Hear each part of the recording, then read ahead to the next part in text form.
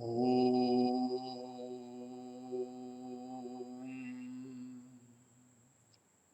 Nama Srashtham Manumapi Shachi Putram Matra Swarupam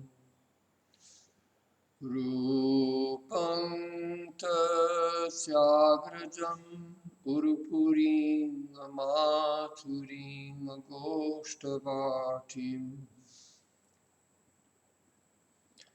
Radha Kundam Girivaram Maho Radhika Madhavasham Prapto Yasya Prasita Kripaya Sri Gurum Tanatosmi Nindantam Pulakotkarena Vikasat Nipa Prasuna Chavim Pradvikritya Bhujadvayam Hari Hari Tyuchairvadantam Nritantam Drutamasrunirjarachayaika Sinchantamurvitalam Gayantam Nijaparshadaih Parivritam Tam Gorameva Numaha Alibhih Paripalitah Prabalitah Sanandamalokitah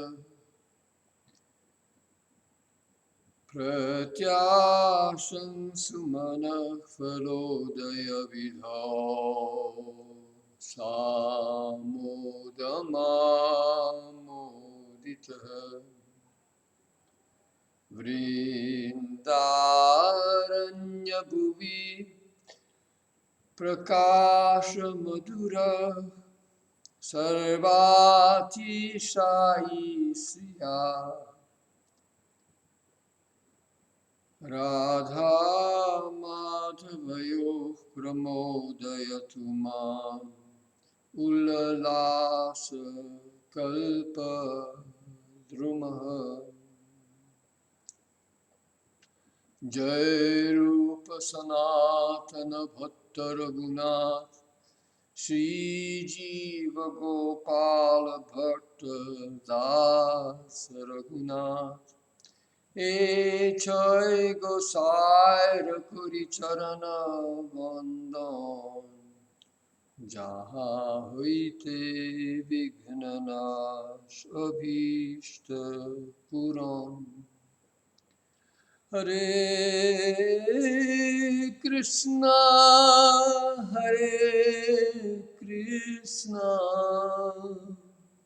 Krishna Krishna Hare Hare Hare Ram Hare Ram Ram Ram Hare Hare Jai Jai Sri Radhe Jai Jai Sri Radhe Jai Jai Sri Radhe Shyam. So here we go. We're continuing on, starting to move along here. We're going to do two anucchedas today, two short ones, 12 and 13. And these are also continuing on with the subject of the Siddha Deha. So how significant the topic is here or not, well, still we're going to talk about Siddha Deha to some extent. I'm going to, I've been thinking about it. Excuse me, this is not 12 and 13, I made a mistake. It's 11 and 12. So the first one, we're calling this an example of attaining the Siddha Deha. Once again, we're going back to the story of,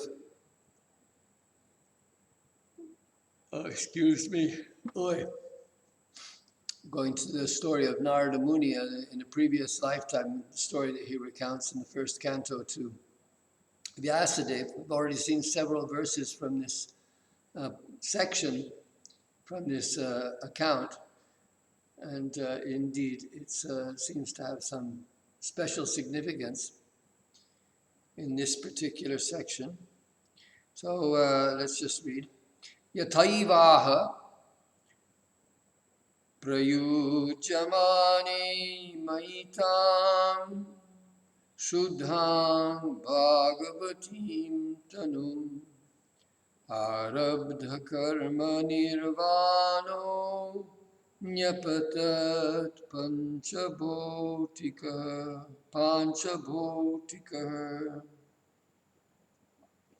prayujyamane maitam shuddhang bhagavatim tanum arabdha karma nirvano nyapatat panchabhotika.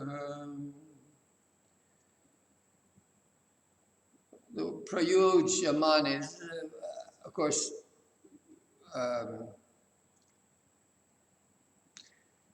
in the difficulties of translating this particular verse, the word prayujyamane. So the commentators put niyamane. So niyamane means to bring. A prayujyamane is a prayoga, means to use or to engage. So prayujyamane mayi. So I think that the idea here is that, it really is difficult to get an exact translation here.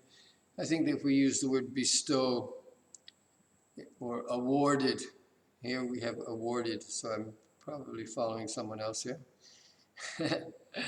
So here, similarly, about the attainment of a spiritual body after giving up the material body, Narada told Vyasa, when I was awarded that pure spiritual body, my prarabdha karma being extinguished, my body made of the 5 material elements was dropped. So let's read the commentary of Jiva Goswami. So hitva vadyam imam lokam ganta majjanatam asi. So this is verse 24. So the verse we were just reading now is verse 29 of the 6th chapter, and he refers to verse 24. The verse that we've seen previously was verse 23. So as you recall, the story of Narada is that he was a child of 5 years old. His mother was killed by a snake bite. She was early in the morning, she went out to milk the cow, and she didn't see the snake, and she stepped on it, and it bit her, and that was it. And, I guess that Narada could have stayed where he was. He was living with some Brahmins, or with a Brahmin, and there were several saintly sages who were staying there for the Chaturmasya, and they blessed Narada by allowing him to hear the chanting and the glorification of Krishna. Oh Lord, oof, I'm sorry, I'm doing these late at night, as you can see, to get a little bit of silence. There's been a lot less, I held off and started later today because the dogs started barking and also the cows started making noise. I have the cow Goshala is just outside the window here to the right. So there was one cow who was particularly bellowing. Now he seems to have gone silent. But also Vrindavan, for those who have stayed in Vrindavan, know that that could be quite a cacophony. A canine cacophony at night. But I think that since the COVID-19 has shut down most of most of North India, but anyway, Vrindavan has been fairly widely shut down. There's still some activity going on, but less than 5% of normal. But the dogs are not making that much noise. I just stopped, but it's right now it's 11 o'clock here. Right, so let me go back to this. So, hitva vadyam imam lokam kanta majjanatam asi. So previous to this, in the first, that's verse 24 of the 6th chapter. Verse 23 was the one that we saw before. After Narada had left home, he had left the house of the Brahmin where his mother had been staying and serving. And rather than staying there, rather than staying on with the Brahmins, he went off and started wandering, even as a child, and headed for the Himalayas, headed for North India. And one day he was there and sitting underneath a banyan tree and near a river, and he bathed and sat down underneath the tree and started meditating. And he had a vision of his Ishta Devata. And afterwards, when he was trying once desperately to regain that vision, to do what he had been doing, of course, there's no way, there's not a direct connection between sadhana and siddhi in the practice of bhakti yoga, because we're dependent on the mercy of Krishna. At any rate, Krishna spoke a message to him. I'm using the word Krishna, to Bhagavan. Spoke to him and said, Hantasmin janmani bhavan mam drashtumihar hati avipakva kashayana adurdarshoham kuyoginam.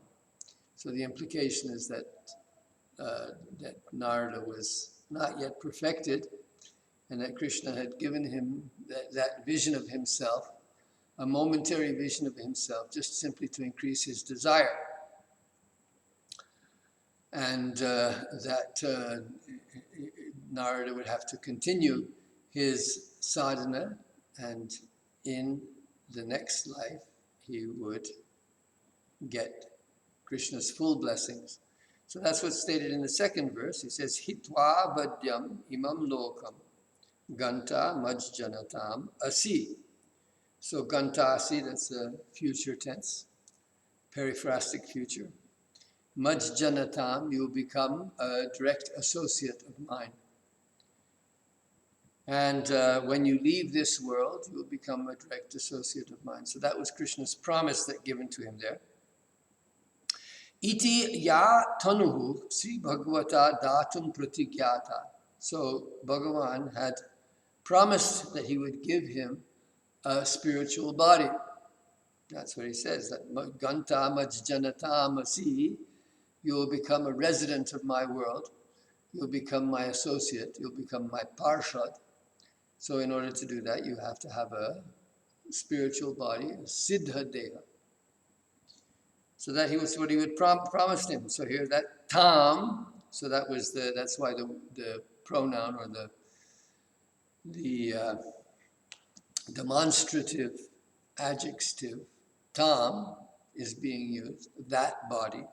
Why that body? Because the body had been promised to him. So tam bhagavatim, bhagavat, so now here he's explaining this word. So because previously we had Vaikuntha Murtayaha. In yesterday's verse, we talked about Vaikuntha Murtayaha, and it was an interesting explanation, and because there it was said that Vaikuntha is both a name for Bhagavan, Narayan, and also for his world. So it was stated that the forms, it mentioned both of those forms, that there were forms of Vaikuntha that were decorating or beautifying the world of Vaikuntha. So the world is called Vaikuntha, and the forms were beautifying the world, so therefore they were Vaikuntha Murtaya in that way. But at the same time, they were forms of Narayan himself. And then for each one of these forms, there was a specific form of the associates that was also a spiritual form, and therefore it was also a Vaikuntha Murti. So there were Vaikuntha Murtiyas. The Vaikuntha Murtiya has a double meaning.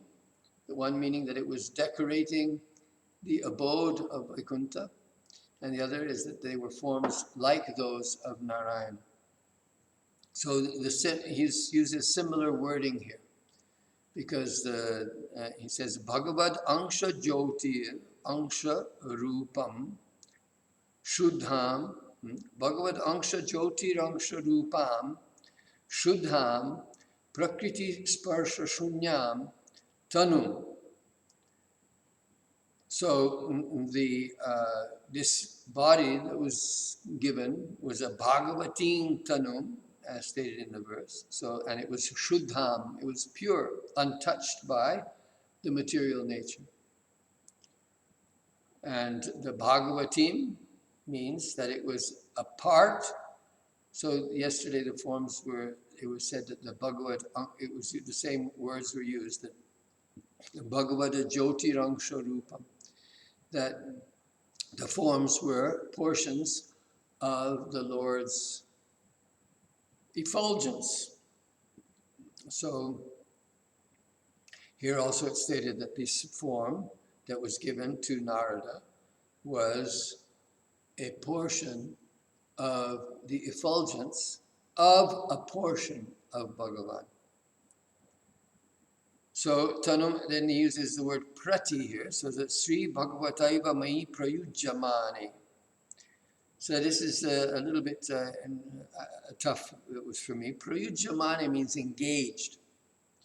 So it was engaged towards, I was engaged towards, I was taken.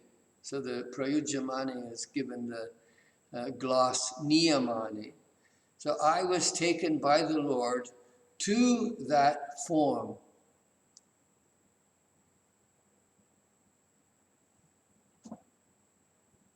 Would be a more exact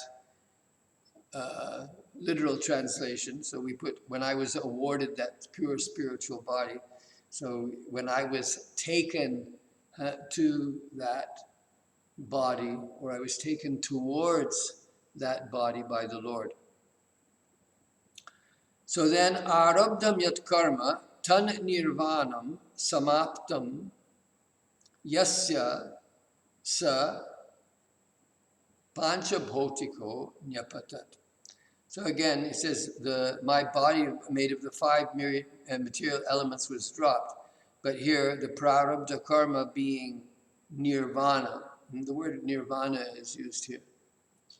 So it's quite an interesting use to use the word nirvana. So the material body, the panchabhotika deha, was, and then this is an adjective, for the panchabhotika deha, the body made of five elements, was prarabdha karma nirvanam.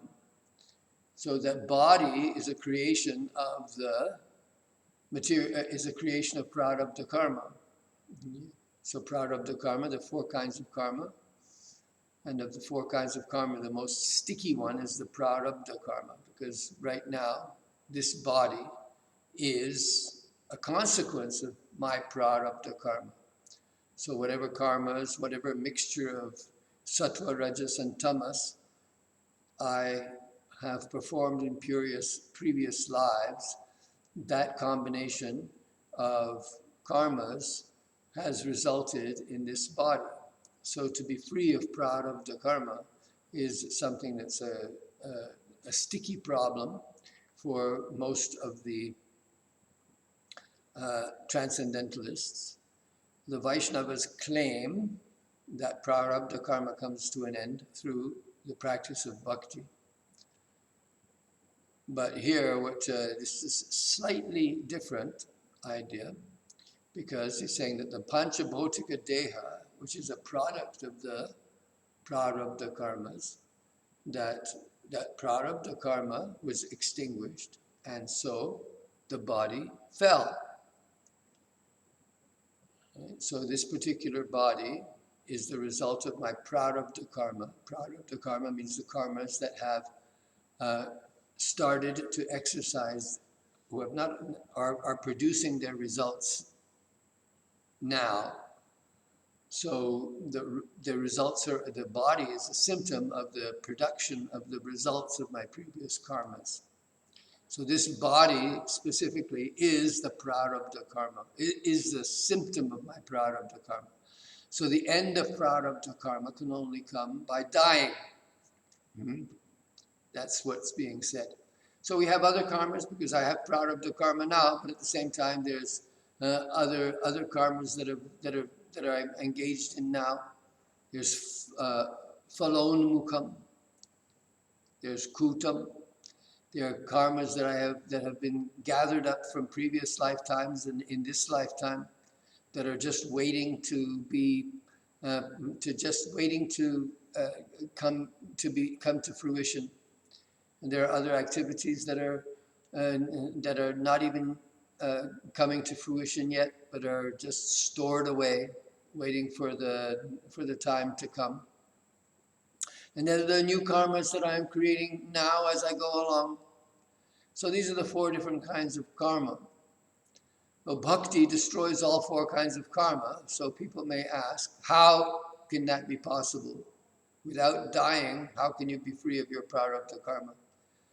So the answer there, given in the Bhakti Rasamrita Sindhu, is that by chanting the holy name, that even this verse is taken from the Bhagavatam, of course, that a dog eater, a person, a chandala, a person from the lowest caste, that by chanting the holy name and engaging in service to the Lord, that he's free from his prarabdha karma, he's free from his chandalatva. Sadyo savanaya kalpate. So even though shradopi sadya savanaya kalpate, in the statement there, he quickly becomes, or he immediately becomes fit to perform the fire sacrifices that are only given to or only permitted to Brahmins to perform. That's a complicated story that's told there in relation to this verse, but the idea is given that even though one's present in one's body, that in actual fact, the prarabdha karmas that went into making this body have fallen away. And even a person who is a dog eater, that he has come to a status equal to that of a Brahmin. So that's given as the evidence for the devotee's freedom from prarabdha karma. But here in this particular verse, the use of the word prarabdha karma is coming in a more classical sense. For the Mayavadis, for instance, they will say that the prarabdha karmas, that as long as one is present within the body, I shouldn't say use the word Mayavadi, but for the Advaitavadins, and that as long as one is present in this material body, that prarabdha karma will keep on bearing fruit, will keep on giving its result. The body will get sick, it will get old, it will die. And then once it's dead, then we'll be free from that particular prarabdha karma. And as long as, if one is situated in Brahma knowledge, then the other kinds of karmas, those will be destroyed by jnana. So the only thing is that the only problem is the prarabdha karma, which is symptomized by the present body.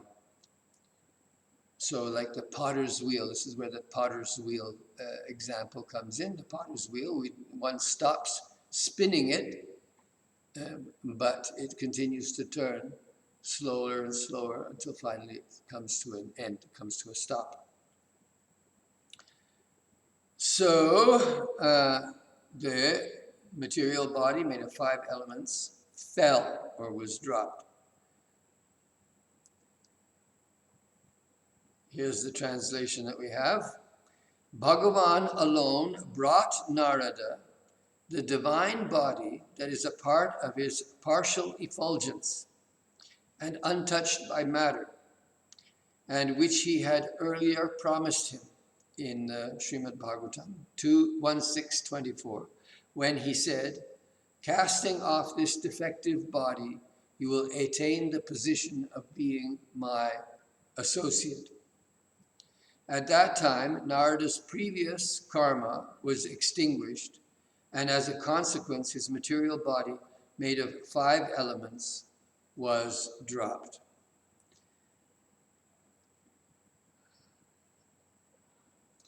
So it goes on. Praktana linga sharira bhangopi lakshita.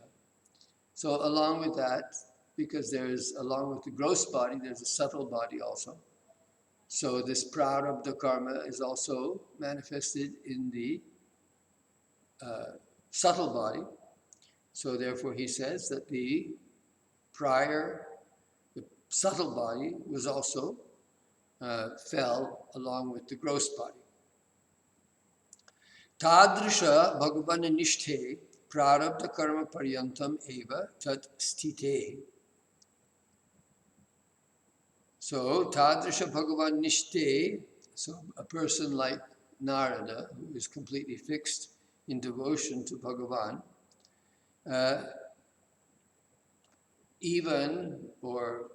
all the karmas, up to and including the prarabdha karma, are destroyed, and when one is in that particular situation.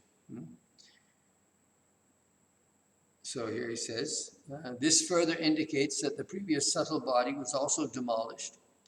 In those who are devoted to Bhagavan, like Narada, the subtle body exists until the prarabdha karma is finished. Sridhar Swamipad also comments, Ittameva tikacha anena parshada tanunam akarmarabdhatvam shuddhatvam nityatvam ityadi shuchitang bhavati. So anena, by this, parshada tanunam, the bodies of Krishna's associates, akarmarabdhatvam, have no more arabdha karma. They are pure, which here was stated, untouched by matter. And in nityatvam, they are eternal. So this further indicates that the previous subtle body was also demolished. In those who are devoted to Bhagavan, like Narada, the subtle body exists until the prarabdha karma is finished. Sridhara Swamipada has also commented in the same way. By this, it is being pointed out that the bodies of Bhagavan's associates are free of prarabdha karma, pure and eternal. So here Babaji says, this present verse was spoken by Narada to his student Vyasa while recounting his previous life to give an example of attaining perfection on the path of bhakti. Narada had been the son of a maidservant who did menial service in the house of a Brahmin. There he heard stories about Bhagavan from saintly devotees who were guests there, and so he took to the path of bhakti. Later, his mother died from snakebite, leaving him orphaned. He immediately left that place and went to North India, where he meditated on Bhagavan, who gave him a vision of himself. Bhagavan told Narada to continue his practice and promised that in due course he would give up his present body and attain an eternal form as an associate of Bhagavan, a Parshada Deha. The present verse describes the fulfillment of that promise. Arabdha karma, or prarabdha karma, is the principal factor in determining one's present body, material body. As soon as one's prarabdha karma is over, his or her body drops. Then one gets a new birth depending upon one's, well, I should add here, so upon one's karmas, upon one's new karmas, the ones that are produced that have been produced in that body. So this body is a result of my previous karmas, but while I'm engaged in this body, I'm creating more karmas that will go into my next body. So when this body dies, that's the part of the karma from my previous lifetimes is finished. But I have new karmas, so I have to take another body. It's only if I have stopped that cycle of creating new karmas, and that's only possible through engaging in bhakti. Or through jnana, because the Bhagavad Gita says clearly that jnana also puts an end to the production of new karmas. If one is situated in knowledge of one's true spiritual status, whether that's as a Brahma Sayuja or a Brahmavadi, or as a Bhagavat-vadi, in either case, one becomes free from the production of new sinful activities or new karmas. So the word Bhagavati Tanu refers to the body that is awarded by Bhagavan. Oops, excuse me. Then one gets a new birth depending upon one's karma. In the case of a perfected devotee, however, there is no karma left, so they do not get another material body, but ascend to Vaikuntha. The word Bhagavati Tanu refers to the body that is awarded by Bhagavan. This was called Vaikuntha Murti in the previous Anuccheda. In the next Anuccheda, Jiva Goswami gives one more example of this. So let me say here, because I'm going to talk about Raganuga Bhakti a bit in a minute. But here, we have to remember that Narada Muni is the incarnation who teaches the Vidimarg, right? So, what's the difference between Vidimarg and Raganuga Marg? Well, in the Vidimarg, according to the difference between the two is really one of intensity. And the reason for that intensity is because of the degree of implication of the individual practitioner. So that's why in the first chapter of the Bhakti Rasamrita Sindhu, it says, Sadhanogai anasangai alabhya suchiradapi. So bhakti is not attained even if one engages in sadhanogai.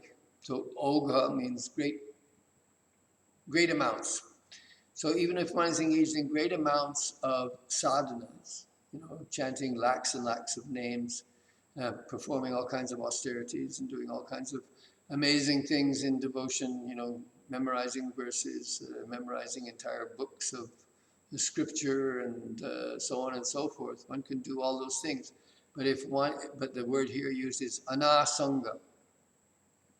So if one does it without attachment, then one does not, even one may practice those, but one may engage in devotion for many lifetimes.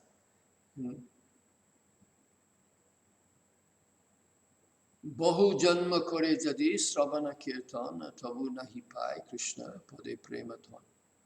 One can practice for many lifetimes. Bahu janme kore jadi sravana kirtan tabu nahi pai Krishna pade premadhan. One does not get prem. So here, this is the example. We've seen that Narada Muni is engaged in practice and he gets a vision of Narayan. Narayan tells him that in your next life, that when you die, then you will get a Siddha Deha, you will get a body in the spiritual world. So Anuccheda 12, so Bhagavan gives the eternal form. So it's similar subjects. Another example given from the 8th canto. Etang murtim udishaiva aha yam dharma kamartha ityado ratyapi deham avyayam tikacha deham apyavyayam rati ityesha. In reference to this very form, that is to say a spiritual body. Gajendra prayed, he gives an imperishable body also. So Sridhar Swami also confirms in his commentary, he also gives an imperishable body. So the avyayam, this is avyaya means imperishable. So that's all that's stated here. Babaji continues with a short comment also. This verse from the 8th canto is spoken by the elephant Gajendra. He was previously a king named Indradyumna, but took birth as an elephant as a result of being cursed by the sage Agastya. Once, when going to drink water in a lake, Gajendra's leg was caught by a crocodile and he was unable to release himself. When he was exhausted from the struggle, he helplessly called out to Bhagavan, speaking a number of verses. From the particular verse he quotes, Sri Jiva Prabhu only extracts the portion relative to the subject of his spiritual body. The full verse reads as follows. Yang dharma kama sabhimukti kama bhajanta ishtam gatimapnuvanti kim cha shishoratyapi dehamavyayam karotu medabhradayo vimokshanam. So here he's asking for vimokshanam. He's asking for release both from the crocodile and from the material body. So those who desire dharma kama artha vimukti kama, so those who desire any of the four goals of life, bhajanta ishtam gatim apnubanti, so they worship the Lord, they worship Bhagavan, and attain their desired goal. So those who worship God attain their desired goal. Akama, sarvakamova, mokshakama udaradhi, tivrena bhakti yogena yajeta purusham param. Advised by Shukadeva that one should worship the Supreme Lord no matter whether one has no desires or whether has all desires, or whether one has desire for liberation. Akamak sarvakamova mokshakama udaradhi. If he's intelligent, if he has a broad intelligence, then he should worship the Purusham Param, the Supreme Person. With Tivrena Bhakti Yogena. Tivra means intense. So one should try for that intensity of Bhakti Yoga. Abhyartha Kalatvam. Imitate the activities of the advanced devotees. This is the key. Right? The key difference between the Vaidya Bhakti and the Raganuga Bhakti is the Raganuga Bhakti is fixated on the externals, whereas the Raganuga Bhakti is fixated on the internal aspects of Bhakti. That's the difference between the two. So the Tivrena Bhakti Yogena engaged in the external activities of Bhakti like chanting, Hare Krishna, Krishna Krishna, Hare Hare, Hare Ram, Ram Ram, Hare Hare. Tivra, intense, chant loud, chant strong.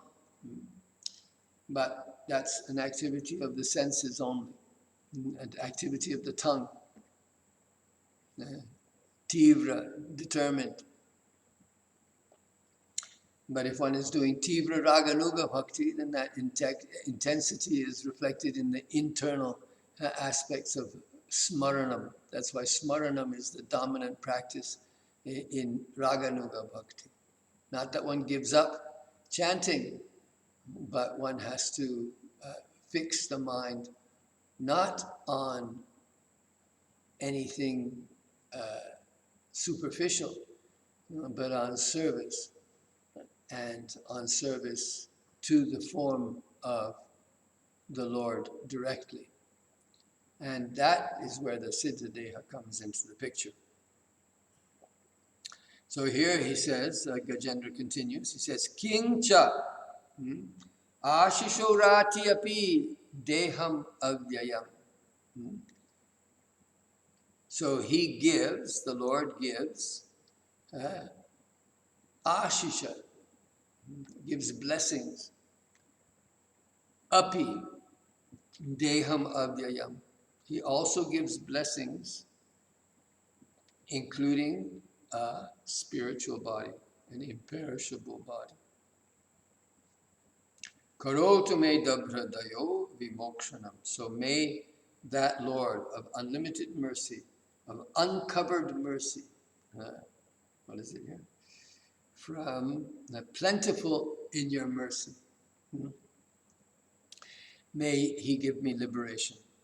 So those who worship you for the four goals of life, dharma, artha, kama, and moksha, attain what they desire. But you also give other benedictions up to and including an imperishable spiritual body. May you, who are plentiful in your merciful, give me plentiful in your mercy, give me liberation from the crocodile and from birth and death in this world. So it's interesting there, the commentary. What is the purpose of the commentary here of Sridhar? Because the verse is stated, Ratyapi Deham Avyayam. So he also gives a spiritual body. But Sridhar just shifts the word, api, to make putting it in a different place. So it's Deham Api Avyayam Rati. So in English, we can't do that, make much of a difference there. So Rati, following Api, means he also gives. So he gives a body also. That's we're just putting also in a different place. So he gives a body also. So in reference to this very form, Gajendra prayed, he gives an imperishable body also.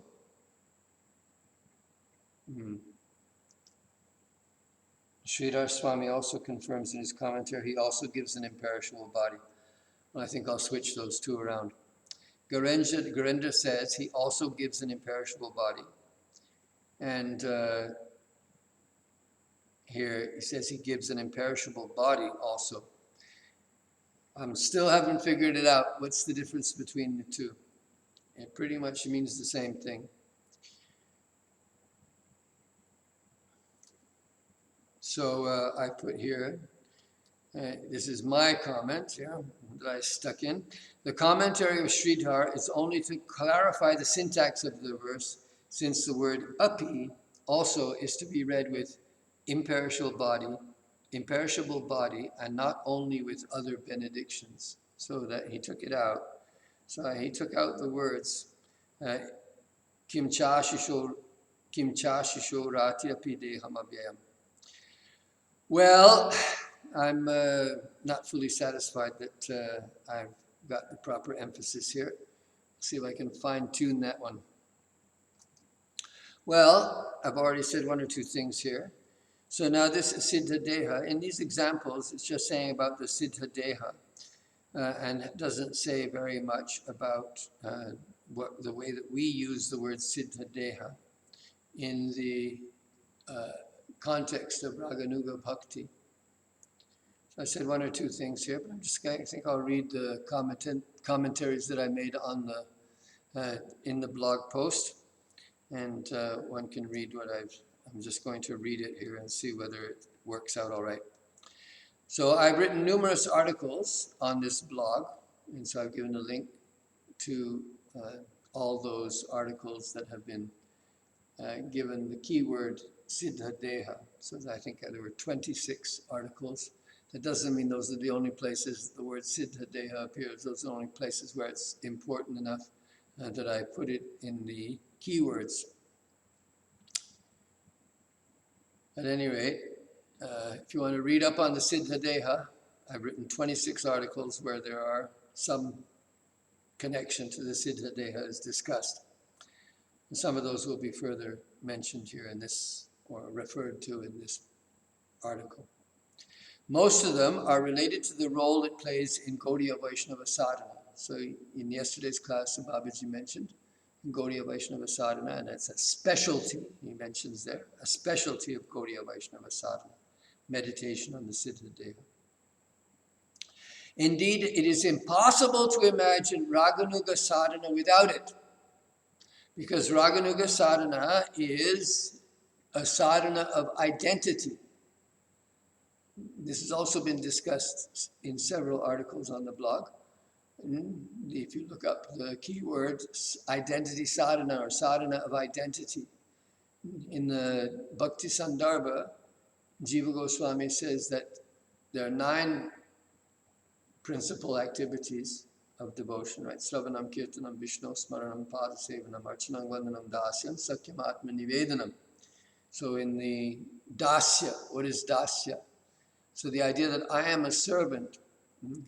So in that context of that, in his description of that particular anga, or that particular practice, or that particular limb of devotional service, Jiva Goswami says that what's the point? There's actually no need of any other sadhana. If you come to the point of dasya, if you come to the point of thinking, I am the servant of God. Gopi bhartu padakamalayor dasa dasa anudasa. And dasa anudaso bhavitasmi bhuya. I will become the servant of the servant. This idea, this sense of identity. So this is what I'm talking about here in Raganuga Bhakti. Why is dasya a separate practice? To cultivate that sense of identity that I am the servant of Krishna. Or of course that dasya can take different forms, because actually dasya permeates through all the rasas, right? Dasya, with the exception of Sakya, with the exception of Shanta, Dasya is an included element. It's the basis of all bhakti. So Shanta Rasa, even in Shanta Rasa, there is some inchoate form of Dasya, the appreciation of Krishna's greatness, the appreciation of Krishna's qualities. This appreciation that comes in Shanta Rasa, that is also a kind of Dasya. But at any rate, often Shanta Rasa is not given the same maryada, is not given the same status as the other 4 rasas. The other 4 rasas are all given higher status because there's active service. So in Sakya, in Vatsalya, and in Madhura Rasa, everywhere there is a degree, it's a question of the degree of service becoming more intense. So we just said now, Tivrena Bhakti Yogena. So in Madhura Rasa, well, you can start in Dasya Rasa. Dasya Rasa is more tivra, it's more intense than Shanta Rasa. And Sakya Rasa is more intense than Dasya. And Vatsalya Rasa is more intense than Sakya. And Madhura Rasa is more intense than all the rest. So in yesterday's class, I spoke briefly about the historical gap that separates the Bhagavata tradition from the later developments, not only in Gaudiya Vaishnavism, but in all the Rasika Sampradayas. So when I was talking about that yesterday, we talked about the 7th canto and the importance that's given in the 7th canto, but also the beginning of that Raganuga Bhakti section in the Bhakti Sandarbha starts with Pingala. So Pingala is actually praying, or is actually aspiring to become the consort of Bhagavan in the way that Lakshmi, that Rama, that she will enjoy with Krishna in the same way that Rama does, that Lakshmi does. So that's the idea, that to have so that in that particular case, although it's not given there as in the Bhakti Sandarbha, the idea of Raganuga Bhakti is given, the concept of Raganuga Bhakti is given, but the outline of the sadhana is not so much given. It's something that's left to the imagination, that one has the mood of being. Primarily, it's interesting there also in the Raganuga Bhakti section of the Bhakti Sandarbha, if you analyze it, It's talking about kamanuga bhakti, putting kamanuga bhakti above others. And even Jiva goes to the point of saying that the desire to have erotic relationship with Krishna is legitimate. He spends one entire anuccheda arguing that point. So he's not talking in the Bhakti Rasamrita Sindhu. Rupa Goswami divides the Kamanuga Bhakti into two sections, and Tadbhave Chatmika and Sambhoge Chatmika, Sambhoge Chamayi. So the desire to have direct physical contact with Krishna, to have erotic relationship with Krishna directly, that is one kind. And the other kind is to have Tadbhave Chamayi, to have that mood. In other words, to share that mood with someone like Radha, and to experience her bhava. That's the difference between the two. But in the Bhakti Sandarbha, Srila Jiva Goswami does not go into Tadbhave Chatmika. He's entirely talking about the Sambhoge Chatmika.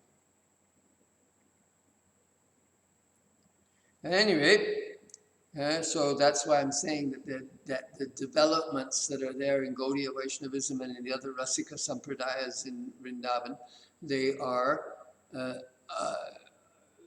have evolved, they have taken on new forms, and they have taken in other historical considerations have entered into it. And in the Bhakti Sandarbha and in the Sandarbhas in general, Srila Jiva Goswami has restricted himself primarily to those teachings that can be directly credited to or can be directly confirmed by or directly supported by statements in the Bhagavatam.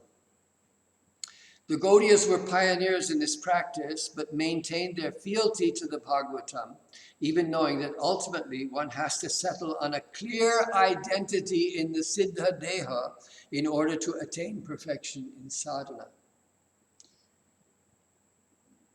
So that's the thing. The Bhagavatam gives the stories, gives the context in which one is to cultivate this identity. This identity means the Siddha Deha. So you can say, I am a servant. So in Vidhi Bhakti, in Vaidhi Bhakti, to say I am a servant, this is quite understandable. But to think of oneself as directly engaged in Krishna's service in a spiritual body, when one starts to think in that way, rather than just thinking, I am a servant, I'm engaged in these external practices as a servant of Krishna, and philosophically I understand that identity.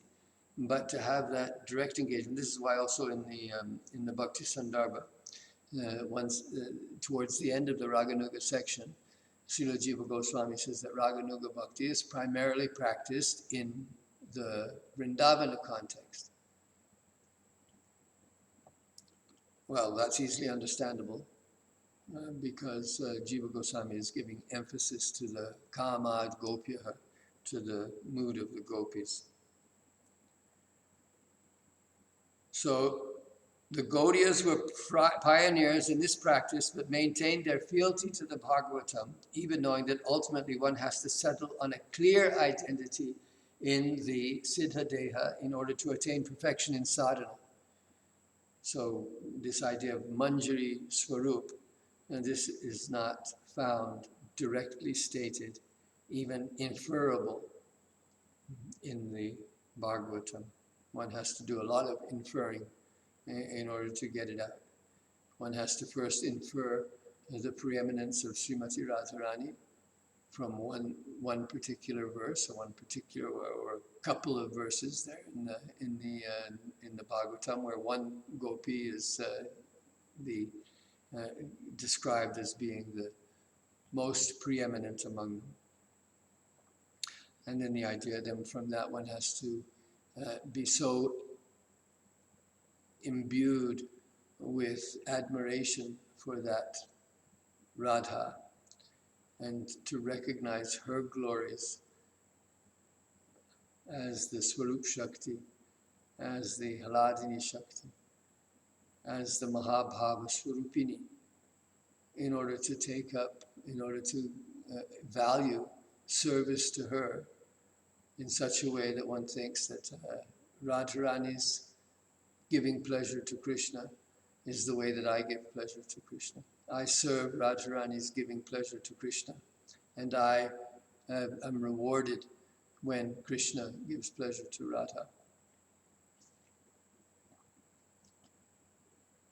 So we have also tried to show in several of these articles that this is the tradition that Bhaktivinoda Thakur preserved, and that any claims that say the contrary are not true to the Thakur's heartfelt desire. This is because one day I was very shocked that one ISKCON guru gave a lecture, an ISKCON guru with a PhD in religious studies, so someone with a fair amount of knowledge, I would say, claimed that the entire idea of Raganuga Bhakti and of Manjari or Sakhi Bhav came from the Nimbarka Sampradaya, and that the Gaudiyas had appropriated it from the Nimbarka Sampradaya. Absolutely wrong. That's what I'm arguing against here. The Gaudiyas are giving prominence to the Bhagavatam, but they're giving prominence to the Bhagavatam to form a philosophical basis that will support the concept of Raganuga Bhakti as Manjari or Radha Dasya. And then the others, they simply took the idea of Radha Dasya and ran with it. Said, we don't need the Bhagavatam anymore. It's like, once you've gotten to the other side of the river, you don't need the boat anymore. So similarly, the Bhagavatam is the boat that brought us to Radha Dasya. So now we have Radha Dasya, what need do we have of the Bhagavatam? Well, that's a little bit disingenuous, because the Bhagavatam contains all the supporting arguments and also the supporting character, the supporting sadhanas that are needed before. One doesn't give up, for instance, the yamas and niyamas when one goes into the higher practices of yoga. The yamas and niyamas still remain, even if one is performing dhyana, dharana, and samadhi. So it's the same thing, that the philosophical arguments which come to the point of bringing one to Radha Dasya, those things are all a result of the tattvas that are presented by Jiva Goswami in the 6 Sandarbhas, in all of the Sandarbhas. You can't have Radha Dasya removed from the traditional establishment of Krishna as the Parampurusha. Krishna stu Bhagavan Swayam. Brahmeti Paramatmeti Bhagavaneti Sabdyate Vadanti Tattvavidas Tattvam Yajnanamat. Without these concepts, Radha Dasya has no standing.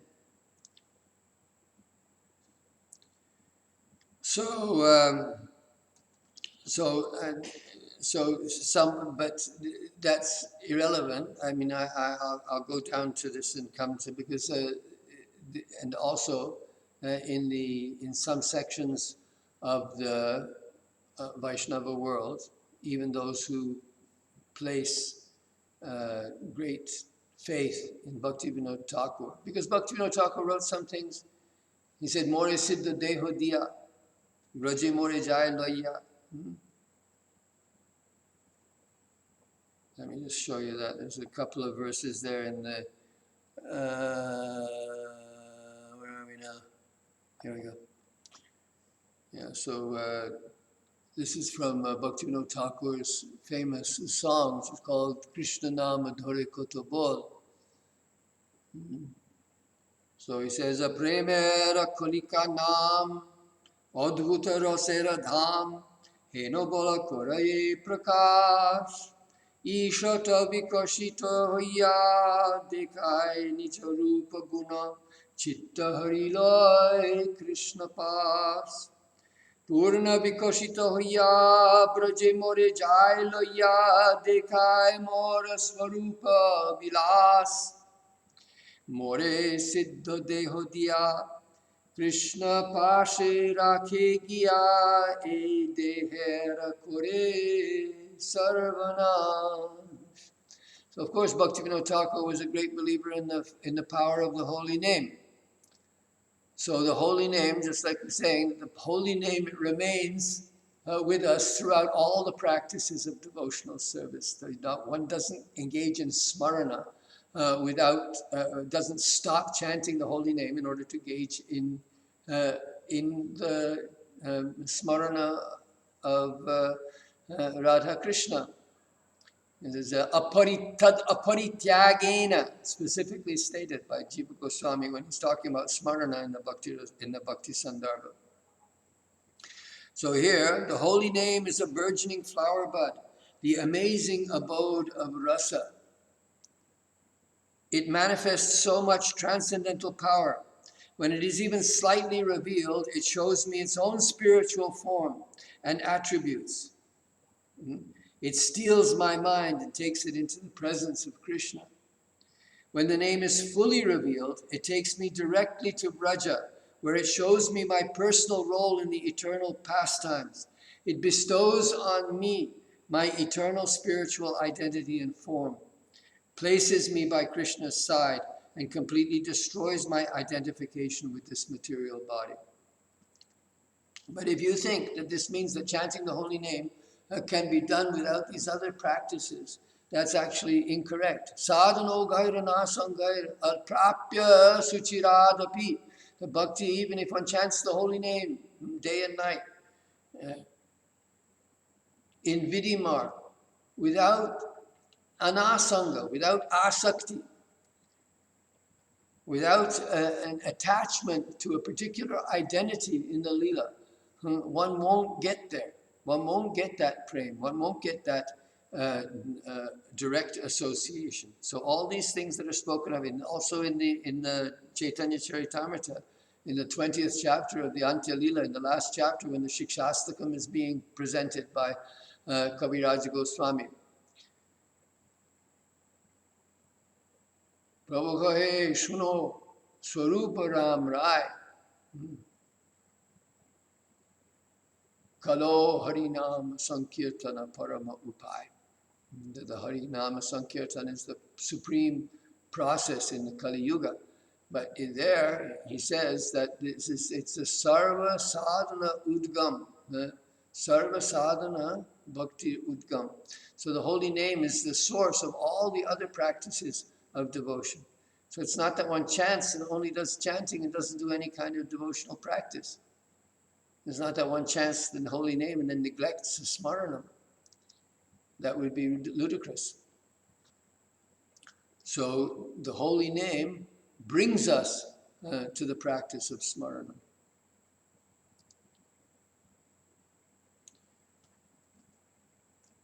So I don't want to, in the Bhajana Rahasya, Bhaktivinoda Thakur makes it clear that prematurely trying to meditate on the Siddha Deha may have undesirable effects. And I've given those verses. So if anyone tries to meditate on his spiritual body without having this qualification, right? So what does it say here? One should become mature in one's bhajan on the basis of the first 4 verses. This is the whole, one has to understand the bhajan rahasya, what Bhaktivinoda Thakur is doing. This is an introductory little section. Bhaktivinoda Thakur is explaining how he's organized the material of the bhajan rahasya into 8 parts. And so the 8 parts, he's following the structure of the Shikshastakam. And so each verse of the Shikshastakam represents a particular stage in progress, in advancement, in spiritual advancement, according to Bhaktivinoda Thakur. And so he says the first 4 verses are for purification, and then in the 5th verse, one comes to, which is for Bhaktivinoda Thakur by the 5th verse, is asakti. So in the asakti is when one should take on that. One should start identifying with the spiritual body. One should accept the spiritual body. So in the Harinam and Chintamani, that means the Varan Dasha. So with this verse, one begins to take shelter of Srimati Radharani's lotus feet in the Siddha Deha, and then to make further progress gradually. By the time one has reached the 6th verse, one's contaminations have disappeared, and one therefore has the right to worship in one's Siddha Deha. If anyone tries to meditate on his spiritual body without having this qualification, his intelligence will be perverted due to his lack of spiritual potency. Adhikara nalabhiya. Choy shloka bhajite anartha dure gela. Tabe jnana siddha dehe adhikar hoilo. Adhikara nalabhiya siddha deho bhave viparjaya buddhi janme shaktira abhave. So that was this is a famous verse that's very popular in the Gaudiya Mat, that if one prematurely takes to thinking of the Siddha Deha, that something undesirable might be produced. So, sabodhane krama dhoro jadi siddhi chao, sadhura charita dekhi shuddha bhakti pao, siddha deho peye, krame bhajana korile, ashtakala seva shuka anayase mile. So if you want success in bhajan, then carefully follow the step-by-step process. Purify your intelligence by observing the activities of saintly devotees. If you engage in bhajan after attaining your spiritual body, in keeping with the progressive path, you will easily enjoy serving the divine couple throughout the 8 periods of the day and night. So that's the thing, what Bhaktivinoda Thakur has done in Bhajan Rahasya. He's taken the Ado Shraddha verse, he's taken the Shikshastakam, and the Hare Krishna Mahamantra, because it starts with the Hare Krishna. There's 16 names, and so there's 8 pairs, so he has another 8 there. And then the 8 yamas, the 8 parts of the, Ashtakaliya Lila Smaranam. So that's each chapter of the Bhajan Rahasya finishes with an introduction to the Ashtakaliya Smarana Mangala Stotram of Rupa Goswami, which forms the basis of the Govinda Lilamrita.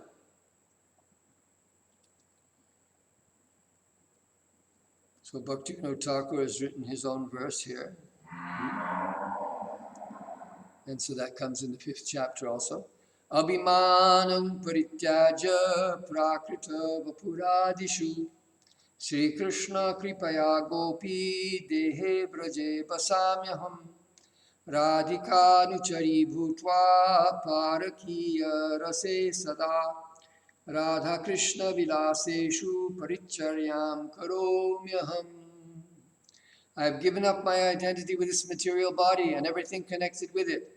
And by Krishna's mercy, I now live as a gopi in Braja. I am Radharani's maidservant, and I always engage in serving Radha and Krishna as they engage in their love affairs in the mood of paramours. There's my cow. So giving up my identification with the gross and subtle bodies, I have taken a gopi body by the grace of Krishna. When will I attain the joy of constantly serving Radha Krishna in their paramour love? Well, I've gone on to give a few personal comments, and especially referring to some writings of my Gurudev. So those are statements that I would give there. Why does, how did my Guru see the process of giving the Siddha Deha to a disciple? Because he gave it to me. And people will say that, that's not what I was saying, viparjaya buddhi janme, shaktira abhave, that a person who prematurely gets this Siddha Deha will have some undesirable results. Well, what is that undesirable result? So I've had my share of fall downs, let's say, and so it might be said that I am a postcard, a picture postcard of what not to do. Well, I guess that what the passages that follow here are ones that are being written in my own defense and in defense of my guru, who deigned to award me with initiation and a spiritual body. And also, it includes that a little bit of a defense, because here, I'll just read that passage. This is from a book that my Guru Dev wrote. Let me just say what I say. I'll try. I don't want to go on too long because I've already gone over 1 hour. Whatever high standards Bhaktivinoda Thakur set, his son decided to award me initiation and Ekadasa Bhav. And though one may point a finger and say that I am an example of how one's intelligence becomes perverted, I trust that he knew what he was doing. One has to have an objective in sadhana, and the fact is that this is a sadhana of identity. You decide what you want to be, and you cultivate that identity. So this is visualization.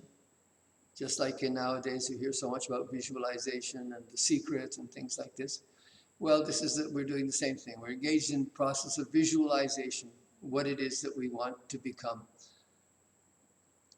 One has to have an objective in sadhana, and the fact is that this is a sadhana of identity. You decide what you want to be. In that respect, the Thakur is quite explicit in Harinama Chintamani. You read the 15th chapter of Harinama Chintamani, and you can find that also on my blog. The disciple's ruchi has to be taken into consideration, even by the guru, when bestowing the Siddha identity. So this idea of the guru giving an identity to the disciple, there's some Bhaktivinoda Thakur's dhara, or Bhaktivinoda Thakur, the way that he presents it in Harinama Chintamani, is that one should have, that one should share one's taste or one's ruchi with the spiritual master. If the spiritual master's, if the identity, if the Siddha Deha, if the characteristics of the Siddha Deha that the spiritual master gives to the disciple are satisfactory or pleasing to the disciple, if he has ruchi for those, if he doesn't have ruchi for those, then he can, elaborate on that. And I remember this is we have on the blog also. There's an article by Gadadhar Prandas where he speaks, or Gadadhar Prabhuji, because he's should give Gadadhar Pran his due respect, that when he went and took initiation from Prabhu, and he stated specifically what he wanted, and the fact that he had such clear desires was very pleasing to Prabhu, and he was joyful in confirming those identities for the Guru, for Gadadhar Pranji. So that's the thing. So if you have your own revelation, this is also stated throughout the Shastras also, that if there is a revelation to you of a mantra, a revelation to you of your Siddha Deha, that you should still get it confirmed by the Guru. You don't just go and on your own happy way without confirming with a higher authority. The disciple's ruchi has to be taken into consideration even by the Guru when bestowing the Siddha identity. In a little book, Subhajana Prakaran, written by my Guru Dev, he uses the example of Shyamananda Prabhu, who went against his Guru's wishes and changed his spiritual goals after getting the mercy of Jiva Goswami. So this is an important example of changing one's ruchi. Shyamananda, he had ruchi in his early spiritual life from his Guru Dev. He'd been initiated into the Sakya Rasa. Hridaya Chaitanya was a disciple of Gauridas, and Gauridas was a disciple of Nityananda, and he was one of the Gopals, and so he was particularly fond of the Sakya Rasa, and so that's which Shyamananda started his spiritual devotional life in Sakya Rasa. But when he came to Vrindavan, then he was influenced, not by the Nimbarka Sampradaya, but by Jiva Goswami, to desire the Madhura Rasa. And then he attained particular blessings from Radha and from Lalita, and changed his tilak and so on. So my Gurudev writes, following that, I'll just read the translation here because it's, in this age of Chaitanya's avatar, qualifications and worthiness are very much to be taken into consideration. However, if an aspirant is at first engaged in practices that go against his personal taste, ruchi, then this should be likened to an arranged marriage. So just look at what he's saying here.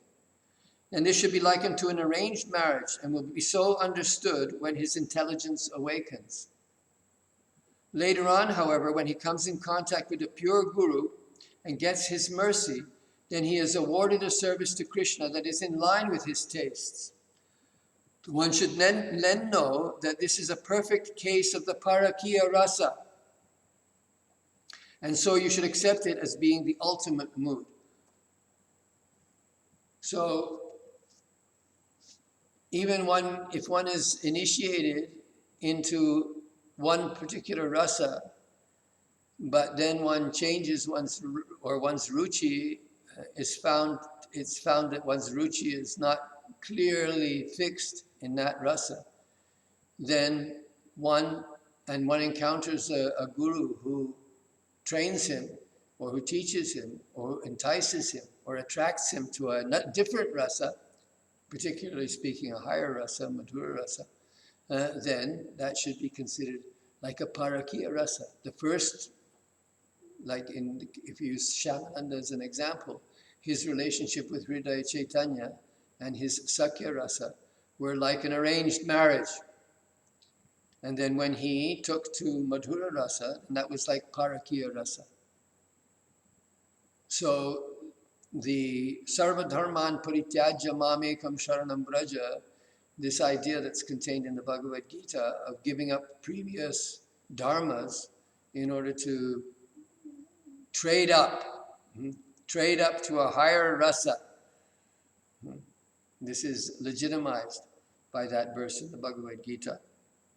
And that giving up of one rasa, of one dharma, because the service to the husband, of course, is a dharma, and it's a, we see very clearly in the Bhagavatam, when Krishna is instructing the gopis who come to him upon hearing the flute, and he sends them back and tells them to follow their dharma of serving their husbands, and the gopis, they tell him that no, this is you are the true husband, and so in actual fact your instructions are meant to be exercised in relationship to you alone. So that is parakiya rasa.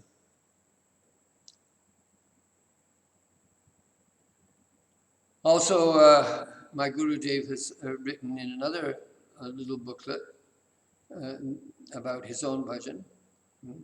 I do not talk to anyone and everyone about my bhajan, but I keep it to myself. I never forget this teaching of the Mahajanas, but keep my mind fixed on my own bhajan. So it's not something that you go and reveal. You don't go around talking about your Siddha Deha to anybody and everybody. This is a personal thing. But of course, to a disciple, it's something that you do reveal. It's just like it talks about the mantra. You don't reveal the mantra to everybody and anybody. It's condemned in the Shastras. You're not even supposed to mention your guru's name. You're not supposed to go around talking about who your guru is. There's all this business of this loud proclaiming of the guru. That's not actually approved by the Shastras. If someone asks you, of course, you might state your guru's name. But this preaching of the guru and,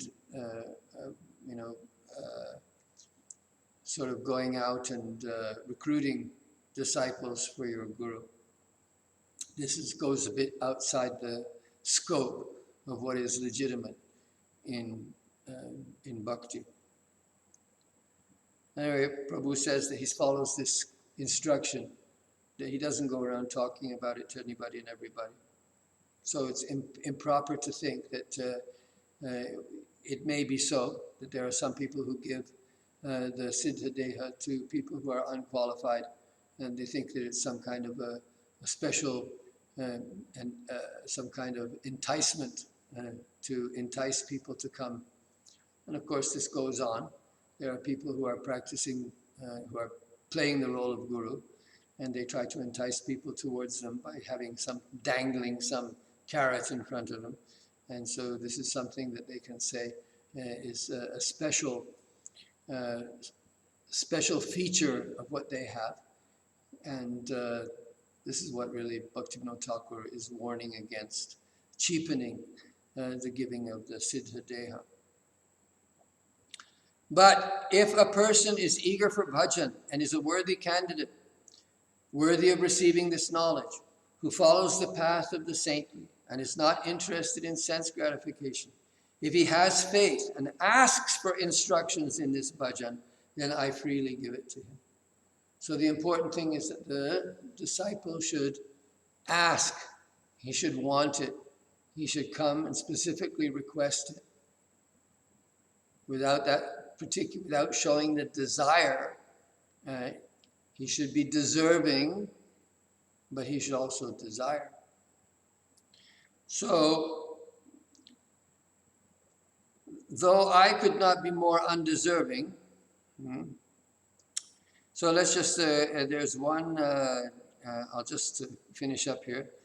I linked to the story of the Gopi Bhava Club, which is a famous incident in ISKCON history. So not everybody will know that who is listening to me, but I've given the link there. There's a story, the famous Gopi Bhava incident, which took place in 1976, I believe, in Laguna Beach or somewhere in California, of course. But Prabhupada was not pleased. In the famous incident of the Gopi Bhava Club, Srila Prabhupada was angry when some of his disciples started studying the passages of the Chaitanya Charitamrita that discussed Radha and Krishna's pastimes. He discouraged them by saying, first deserve, then desire. But desire is the essence of Raganuga Bhakti. It requires giving up dharma, where such dharmas go against the essential spirit of attraction to Krishna. Ragatmikaika nishtadye brajavasi janadayah teshang bhavaptaye lubdho bhaved atradhikaravan. So here in the Bhakti Rasamrita Sindhu, Rupa Goswami says, what is the adhikar for, or what is the qualification for engaging in Raganuga Bhakti? So the residents of Braja have unflinching commitment to spontaneous, loving devotion, Ragatmika Bhakti. One who becomes anxious to have that same mood is eligible to perform Raganuga Bhakti sadhana. So that anxious is lubdha, that's the word that's being used, greedy. One who is greedy to have that. So greed does not know qualification, right? So if I say to you, you're greedy, you want this, you must desire it. You must deserve it. But you have to be greedy first, then you'll deserve it, right? So if I say, if you want that biscuit, well, you want this biscuit, well, then you'll have to go out and work for me for 40 hours. So if you're greedy, you really want it, well, then you'll go and you'll follow the instructions until you deserve it, until you get the qualifications to have it. But the greed, the desire is the more important part. The deserving is actually present in the greed. That's what's being said here. Teshang bhavaptaye lubdho bhaved atradhikaravan. So the qualification for Raganuga Bhakti Sadhana is to just want intensely the mood of the Vrajavasis. And so that's why it says, Tat tad bhavadi madhurye srute dhiryadapekshate natra shastram na yuktim cha tad lobotpatti lakshanam. So, upon hearing about the sweet moods and activities of Krishna and his devotees in Vraja, one whose mind becomes attracted in such a way that he is no longer beholden to the instructions of revealed scripture, logic, or argument that restrained him from following this path, then that is the symptom indicating the outbreak of greed. So that might be the question. So you say that greed, what is the you're saying that greed is the qualification, that desiring is the qualification. So he says that he doesn't have any natra shastram yuktim cha apekshate. He doesn't wait for scriptural instructions that you must do this or you must not do that, or for logical reasons. Someone has to explain to you why you should do it. You're attracted, and so you do it anyway. Someone says to you, no, don't do it. You do it anyway. That's the sign of greed. No, don't do it, and you do it anyway. Natra shastram na yuktim cha. Well, I'm going to stop there because that's quite. I went quite a bit over time, and I think I perhaps went beyond the limits that were stated by this verse. The idea that what was stated by in the Priti Sandarbha is simply the existence of a spiritual body. And nothing was said about Raga, Nuga, Bhakti. Those are things that we just added on there because the idea of the Siddha Deha is, as Babaji stated in a previous commentary, a unique or special feature of the Gaudiya Vaishnava Sampradaya. So, all the idea of becoming liberated, you've got all we've been talking about in the previous anucchedas. You have to have senses that are capable of seeing and hearing and tasting and touching Krishna. And in order to do that, you need a spiritual body. So if you're engaged in Vidhi Bhakti, then you will attain Vaikuntha. You'll attain Narayan in Vaikuntha without having, of course, the desire to see, touch, and so on is there, but there's no specific idea of one's own Siddha Deha. This is why in Vaikuntha and so on, they have Vaikuntha Murtis, they have four-armed forms. They look like Narayan because they're so fixated on Narayan that even their own bodies take on the resemblance to Narayan. But those who have spiritual bodies in Vrindavan, even though their bodies are still Vaikuntha Murtis, you could say, they're still spiritual bodies, and they are individualized. And they're individualized according to the particular desires of the devotee. That I wish to serve Krishna in this way, in this way. This is how I wish to serve. May I fan you in this way. May I massage your feet. In the Ekadas Bhav, Seva is one of the important elements. That may I have, this is my service, that my service is to bring Tambula to Radha and Krishna. My service is to fan. My service is to bring their clothes. My service is to dress and bathe Radha.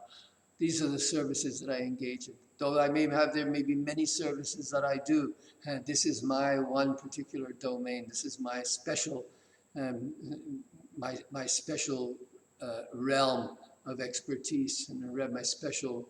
And this is where everyone looks towards me to be able to serve the divine couple.